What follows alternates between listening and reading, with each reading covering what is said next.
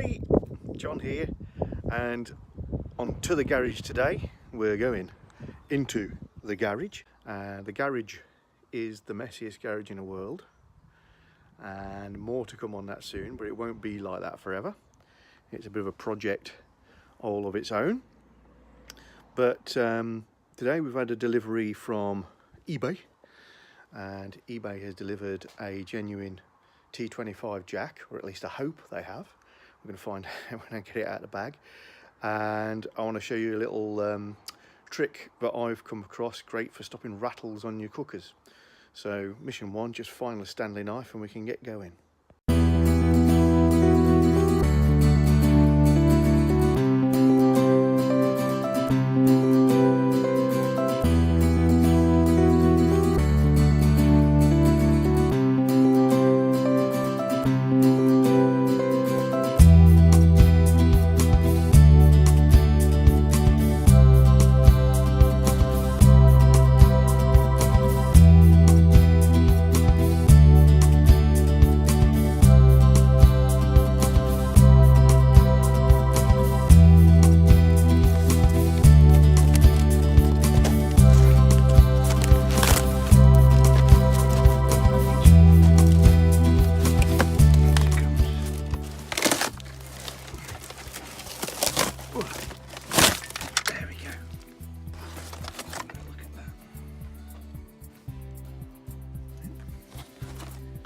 Great, as described.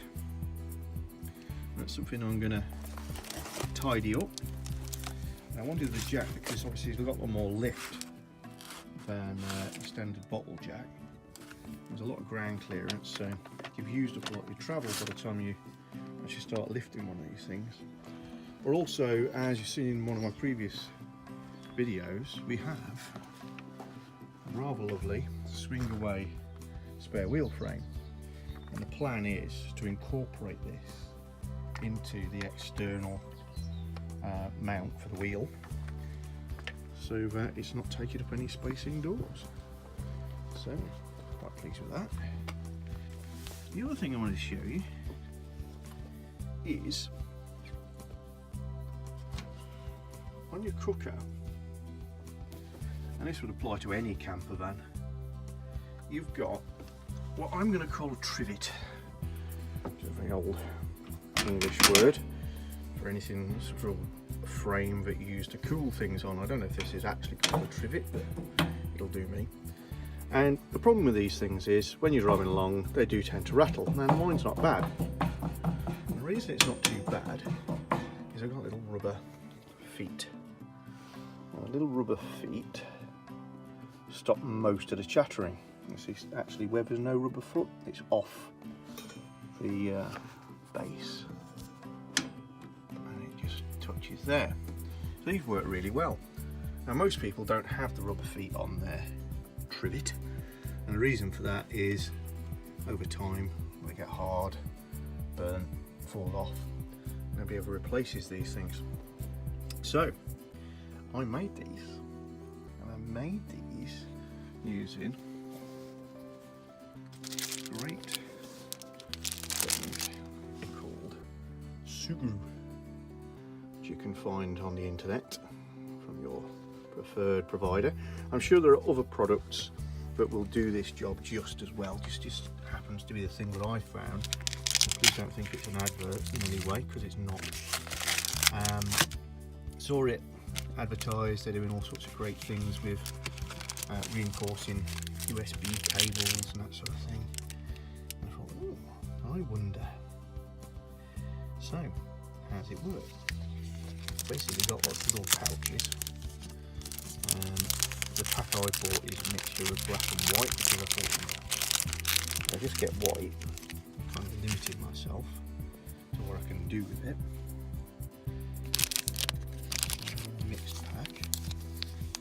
And the idea of this stuff is you need it. Consistency, I'd say, is something like that of blue tack, and when it's exposed to air for long enough, it starts to set, but it doesn't set hard. It sets as basically a rubber. I'll turn this upside down. been on for many thousands of miles, and this little rubber foot that I made is still soft. Push my fingernail into it, it bounces back. So I guess it has the same sort of consistency as a silicone, maybe a little firmer. Is it flame retardant or anything like that? I doubt it. But truth be known, that area of the cooker doesn't get very hot, and if that started to smoulder, it's smouldering on a piece of metal. So I'm not being worried. We've used it plenty, and they're fine. They're not charred. I've lost it. There you go. There's another foot. So I'll show you how this stuff works. So, you pack it up. Just cut the end off with some Stanley. Comes with the juice, all this just a Stanley. And that's the stuff in question. So for this job you don't need very much, but once it's open it's going to go off, so it's a good idea to plan ahead and make a few jobs you could get on with. So you just knead it into a bit of a ball. Now I don't technically need any more of these, so I'm just doing these for your interest. So I've got 4 feet on here. I'm going to put a foot on one of these just to show you how it works so far. Maneuver myself. Basically just mould it into whatever shape you want.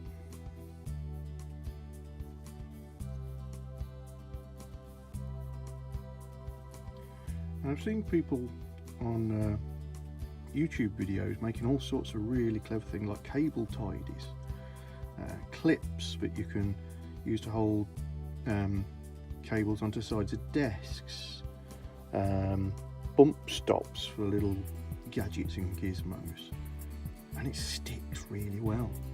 I mean, this is obviously not that clean, old chromed steel, and I'm sure if I pulled hard enough I'd get it off, but it's not sliding off. It hasn't lost its grip and lasts quite well. So there you have it. It's done. This takes a little while to set, I guess about an hour, and it's firmed up. It says on here mould into shape for up to half an hour, and then leave for 24 hours and it'll turn into rubber. Woohoo, as it says, and woohoo indeed. I think that's a great thing. So, top tip, get out there, see if your cooker trivet, as Johnny's calling it, and you don't have to, rattles, and if so, make yourself some little anti-rattle feet. It means you drive along without the incessant rattling, but it drives me absolutely spare. Just because it's a camper does not mean it has to rattle. So, pleased with that. Quite pleased with my jack as well. Lots and lots of projects to be doing in my T25. It is a quite nice day today, but it is only just warmed up. As soon as the weather becomes a little bit better, T25 is probably going to be the vehicle that takes most of my attention for a little while. This hasn't been started up for about 2 months, embarrassingly, so we're going to do a live experiment. So I'm just going to reconnect my batteries. I have 2.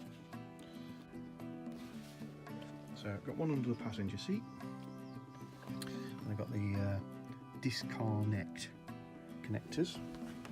I guess from an electrical security point of view, they're probably not the best connectors, but in terms of being able to disconnect them easily, they're great. So this is the driving battery. Popping back on. Just got the earth's disconnected. Around to this side. Don't think it makes a difference which one you connect first or second. Can't imagine how that would have anything to do with anything. There's an alarm system on this van that needs removing, if we're honest. It's never worked properly. I've managed to silence and disable it, but it's still connected. Yeah, although the alarm won't make any noises or put any lights on anymore because I've disconnected all that stuff, it is still hooked up to the ignition system because it's quite a complex alarm, and I've got to root it out of here somehow. So let's just see if she'll start up. Normal procedure. It's an automatic 1.9 water cooled 1990. Is push down on the throttle to set the auto choke. And she should go. Normally takes a little bit of winding because the fuel evaporates a little bit. Let's see what happens. 2 months. Here we go. Haha! Not too bad. Not so shabby.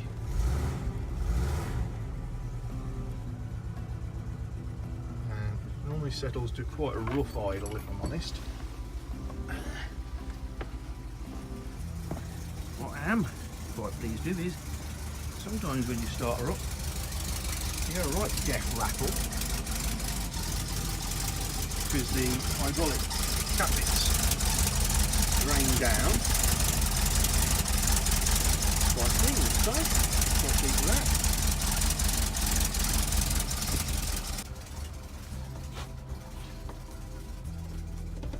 Thing about T25s, they're a long way from the engine, so even with the door open, it sounds quite quiet.